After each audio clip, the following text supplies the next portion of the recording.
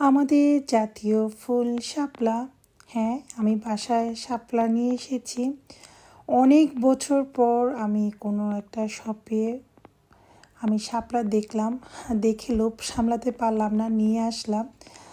এই যে দেখতেই পাচ্ছেন শাপলা ফুল। সো শুধু শাপলা ফুল না, সাথে শাপলাও আছে। ছোটোবেলার কথা মনে পড়ে গেল। আর যখন ছোটোবেলা আম্মু নিয়ে আসতো রান্না করার জন্য, তখন আমি আম্মুর পাশে বসে থাকতাম। আর এই যে ফুলগুলো কেটে কেটে আম্মু মালা বানিয়ে দিত আমাকে, আর সেই মালা দিয়ে আমি খেলা করতাম। সেই আম্মুর কথা মনে পড়ে গেল, আর সেই ছোটোবেলার কথা মনে পড়ে গেল। যাই হোক, অনেক বছর পর দেশের একটা ঐতিহ্য জিনিসটা দেখে ভালো লাগলো।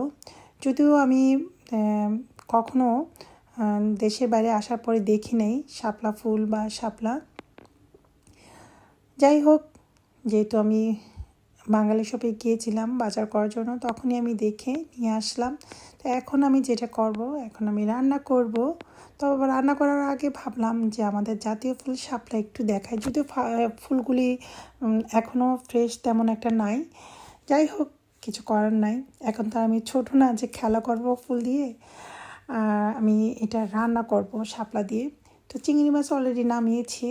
আর ওই দিন আমি বাঙালি শপ থেকে অনেক কিছু এনেছিলাম, যেমন চালতা, জলপাই, পেয়ারা, আমড়া, পানি ফল আর শাপলা। তো এই তো দেখতেই পাচ্ছেন, নিয়ে আসলাম। তো এখন রান্নাবান্না করব। অলরেডি তো আমি চিংড়ি মাছ একদম কুটিয়ে ধুয়ে রেডি করে রেখেছি। তো ফার্স্টে আমি পেঁয়াজ কুচিয়ে দিলাম তেলের মধ্যে। পেঁয়াজটা একটু ভাজা ভাজা হওয়ার পরে এখানে আমি চিংড়ি মাছ দিয়ে দিলাম কিছু পরিমাণ মতো। দেন এখানে আমি সামান্য পরিমাণ হলুদের গুঁড়া, মরিচের গুঁড়া, জিরা গুঁড়া দিয়ে দিলাম, আর স্বাদ মতো লবণ দিয়ে দিলাম পরিমাণ মতো। তো এখানে ভালো করে মশলাটার সাথে আমি চিংড়ি মাছটা কষিয়ে নিচ্ছি। দেন এখানে আমি আদা রসুনের পেস্টও দিয়ে দিব।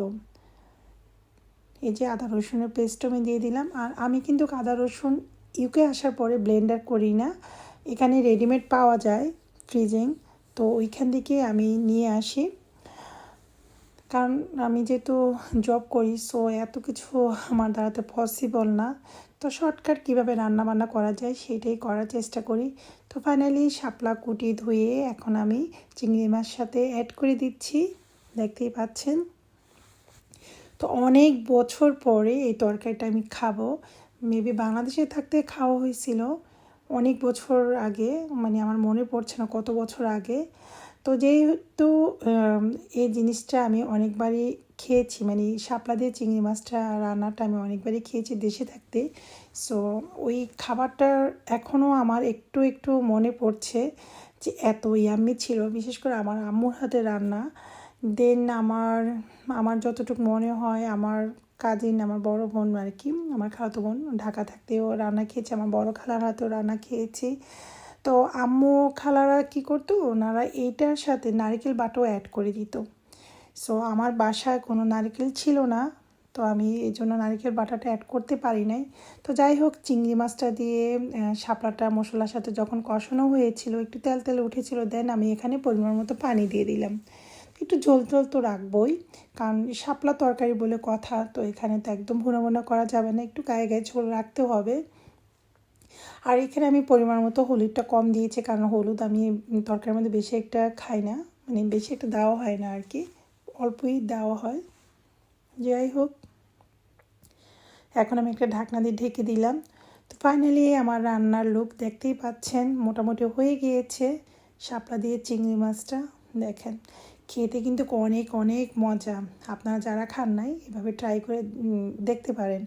আসলে অনেকে ভাবতে পারেন যে শাপলা দিয়ে আবার তরকারি রান্না করে কিভাবে খায়, আসলে অনেক ইয়াম্মি হয়। আবারও বলছি, যারা খান নাই তারা এভাবে ট্রাই করে দেখতে পারেন। বাট আমি যতটুকু জানি, দেশের বাইরে পাওয়াটা সো টাফ, দেশে পাওয়া যায় হয়তো বা। তো যাই হোক, যেহেতু আমি হাতের কাছে পেয়ে গেলাম, আর এই নিয়ে রান্নাও করে ফেললাম। তো রান্নাটা কেমন হলো সবাই কমেন্ট করে জানাবেন। আসসালামু আলাইকুম সবাইকে।